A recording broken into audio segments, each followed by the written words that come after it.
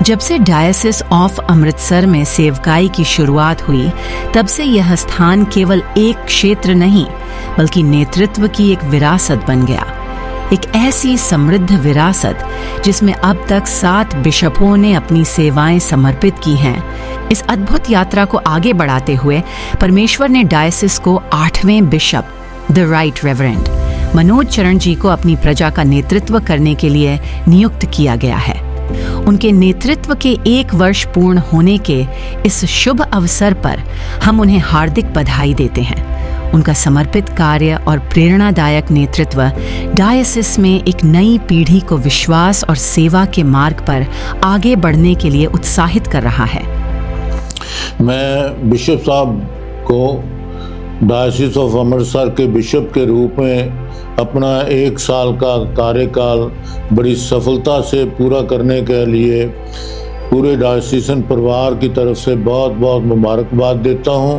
Bishop साहब एक visionary bishop हैं और इसीलिए उन्होंने डायसिस ऑफ अमृतसर को आर्थिक रूप में आत्मनिर्भर बनाने का जो टीचा दिया है, नारा दिया है, वो उनकी दूरदृष्टि का ही नतीजा है। जैसे मैं मिसाल देता हूँ कि क्रिसमस पर सारे कर्मचारियों को छोटे से लेकर बड़े तक स्टेज पर बुला के रिकग्निशन दी और जो भी सम्मान देना था वो भी सम्मानित भी किया। और परमात्मा से प्रार्थना करता हूँ कि खुदा उनको और भी शक्ति, ताकत और बुद्धि दे ताकि इस डायसिस को और आगे ले जा सकें।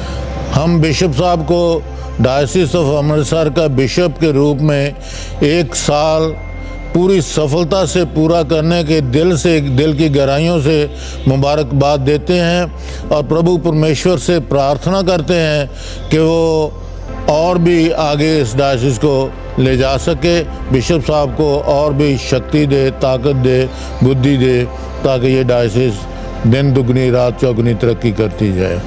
बिशप साहब कांग्रेचुलेशन। इस 1 वर्ष के दौरान उन्होंने अनेक स्थानों का दौरा कर समर्पित भाव से सेवकाई की।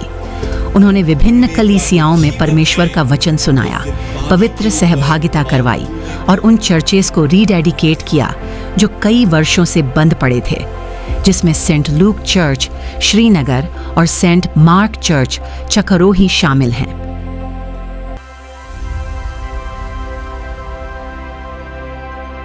इसी लीडरशिप के दौरान कश्मीर में सेंट लूक्स चर्च का रीडेडिकेशन भी एक इम्पोर्टेंट माइलस्टोन रहा। सेंट लूक्स चर्च जो 1896 में डेडिकेट हुआ था और कश्मीर का पहला चर्च माना जाता है, फेथ, सर्विस और हिस्ट्री का एक स्ट्रॉन्ग सिंबल है। 30 नवंबर 2025 को इसका रीडेडिकेशन सिर्फ एक सेरेमनी नहीं था बल्कि एक रिन्यूड कमिटमेंट था कि ये चर्च आज भी यूनिटी, विटनेस और सर्विस के थ्रू सबकी सेवा करता रहे। विशेष रूप से पहलगाम में हुए आतंकवादी हमले के पश्चात वे वहां पहुंचने वाले पहले व्यक्तियों में से एक बने। उन्होंने न केवल उस स्थान का दौरा किया बल्कि आसपास के लोगों का हालचाल भी जाना और उन्हें सांत्वना तथा आशा का संदेश दिया। डायसिस में कई नए कार्यक्रम शुरू करने के साथ साथ बिशप साहब और CNI सिनेड के पूर्व जनरल सेक्रेटरी मिस्टर एल्विन मसीह जी ने मिलकर क्रिसमस के लिए बरकत की बारिश नामक एक विशेष कार्यक्रम का आयोजन किया। ये एक नया और आशीषित प्रयास है जो बिशप साहब और उनकी टीम के द्वारा डायसिस ऑफ अमृतसर में सफलतापूर्वक संचालित हो रहा है। बिशप साहब के इस 1 वर्ष के सेवा काल ने न केवल नई शुरुआतों को जन्म दिया बल्कि डायसिस में कई ऐसे कार्यक्रम भी आयोजित किए गए जो सिनेड स्तर के थे।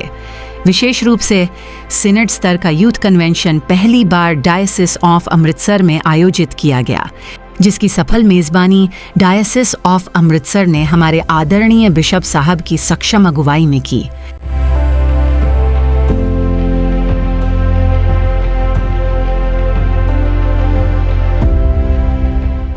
इसके अतिरिक्त कई वर्षों के पश्चात सिनड के माननीय मॉडरेटर ने भी डायसिस का दौरा किया।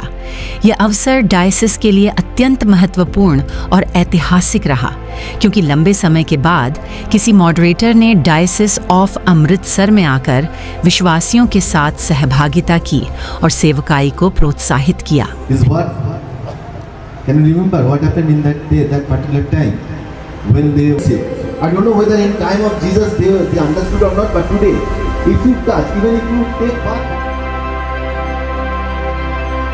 ये केवल एक तस्वीर नहीं, बल्कि एकता, विश्वास और सेवकाई की जीवंत गवाही है।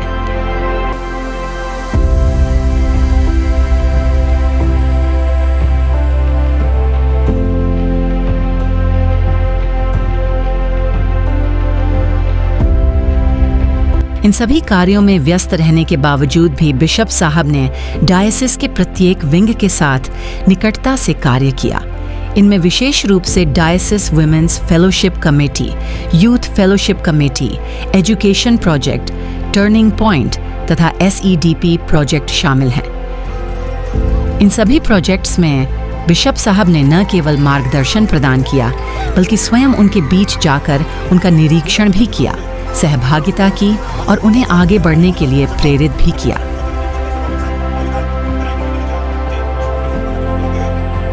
बिशप साहब की दूरदर्शी अगुवाई में डायसिस ने शांति और एकता की दिशा में महत्वपूर्ण कदम उठाए हैं। जैसे वर्षों पुरानी पाम संडे की परंपरा को न केवल बनाए रखा, बल्कि उसे निरंतर विकसित करते हुए उसमें नई ऊर्जा और विस्तार भी जोड़ा। बिशप साहब के आगमन के बाद लोगों में जो उत्साह और उमंग देखने को मिल रहा है, उसी के परिणाम स्वरूप इस बार पाम संडे पर एक अलग ही जोश दिखाई दिया। हजारों लोग अलग अलग शहरों और गांवों से अमृतसर पहुंचे और इस पाम संडे प्रोसेशन का हिस्सा बने।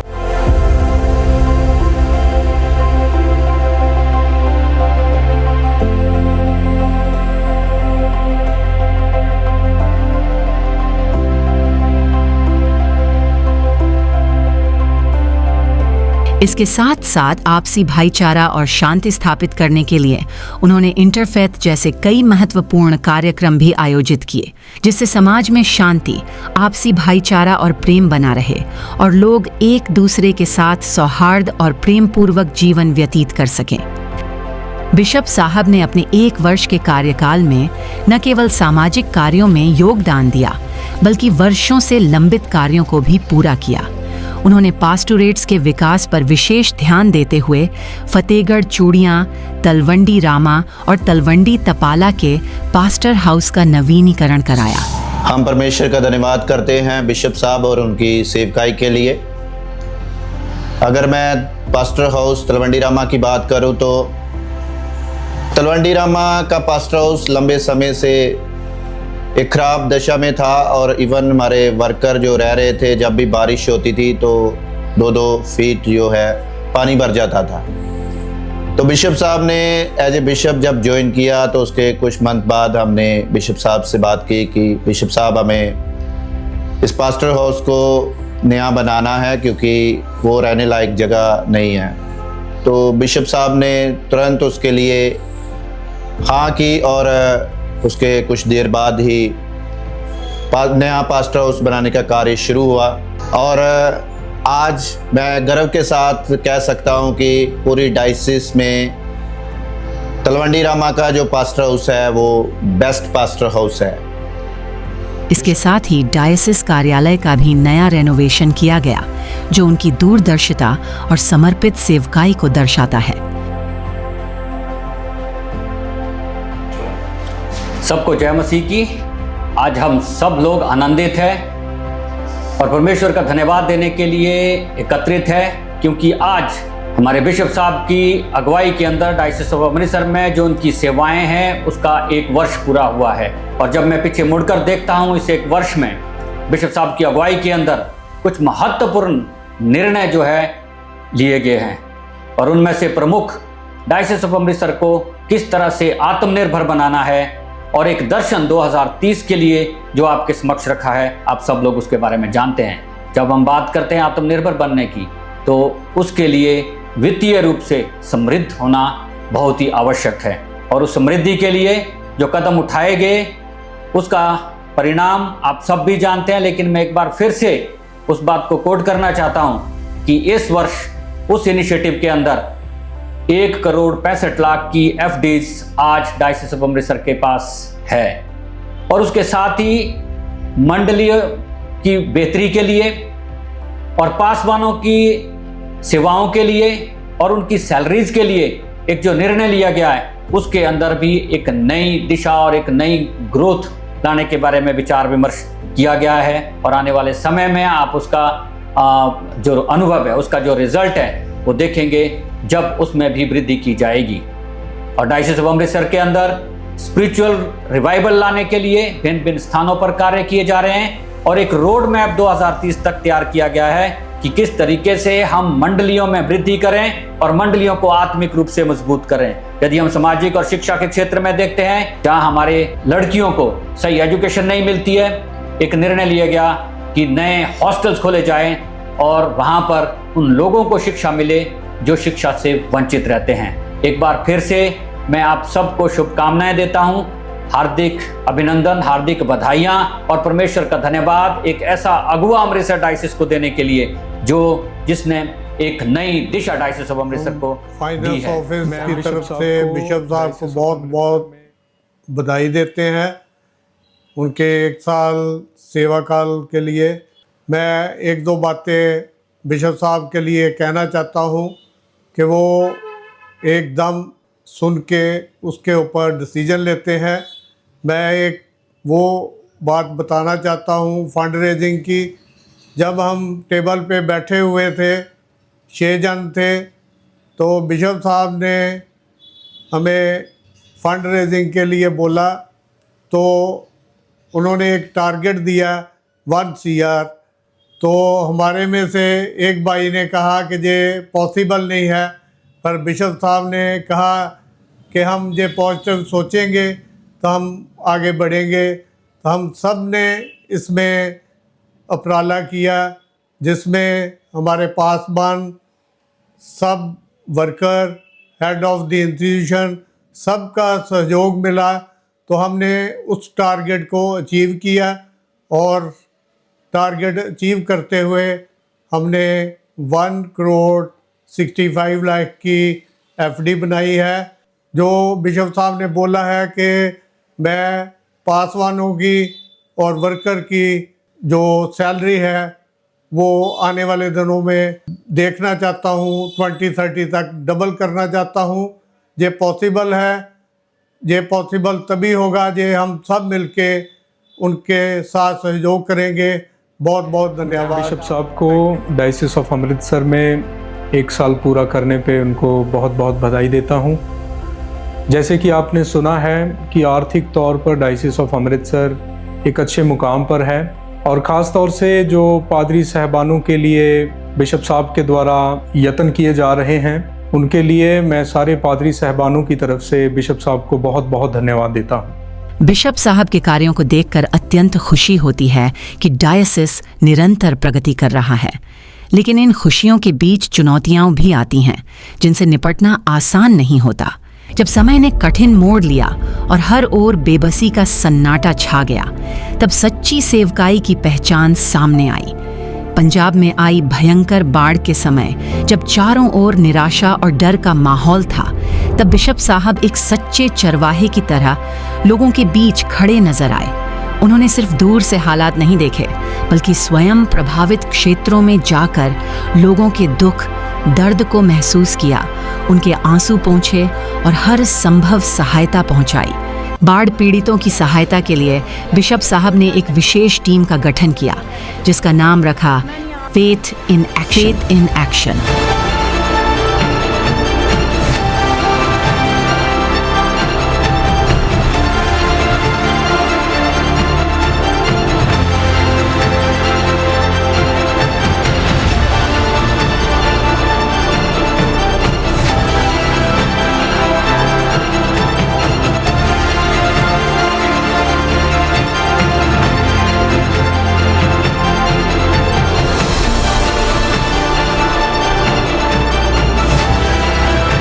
ਜ਼ਿਆਦਾ ਤਹਿ ਦਿਲ ਤੋਂ ਧੰਨਵਾਦ ਕਰਦੇ ਹਾਂ ਸਾਡੇ ਮਾਨਯੋਗ ਬਿਸ਼ਪ ਸਾਹਿਬ ਜੀ ਦਾ, ਜੋ ਸਾਡੇ ਚੱਕ ਵੱਲ ਆਏ, ਸਾਡੀ ਸਾਰ ਲੈਣ, ਔਰ ਪੂਰੀ ਡਾਇਸਿਸ of Amritsar the Puri team ਦਾ ਤਹਿ ਦਿਲ ਤੋਂ ਧੰਨਵਾਦ ਕਰਦੇ ਹਾਂ।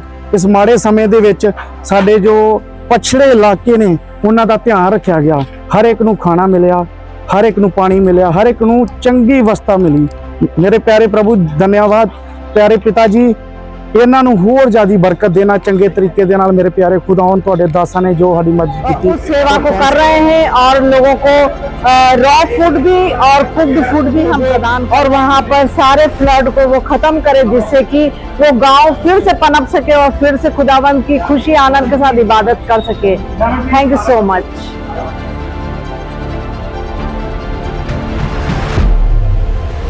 आज जब हम पीछे मुड़कर देखते हैं तो यह राहत कार्य केवल मदद नहीं था, ये इंसानियत का एक संदेश था, प्रेम और करुणा का उदाहरण था।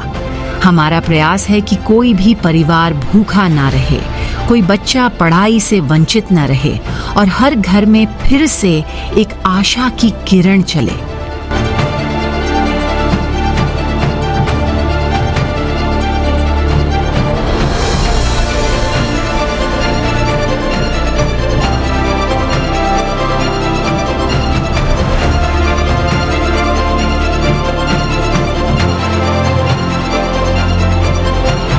इस सेवा कार्य में सहयोग देने वाले सभी चर्चों की टीमों, डायसिस के सभी संस्थानों और आप सभी लोगों का जिन्होंने इस कठिन समय में हमारे साथ खड़े होकर सहायता की, दिल से बहुत बहुत धन्यवाद। सबसे बड़ा धन्यवाद उस ईश्वर को जिसने हमें एक दूसरे की सेवा करने का यह अनमोल अवसर दिया।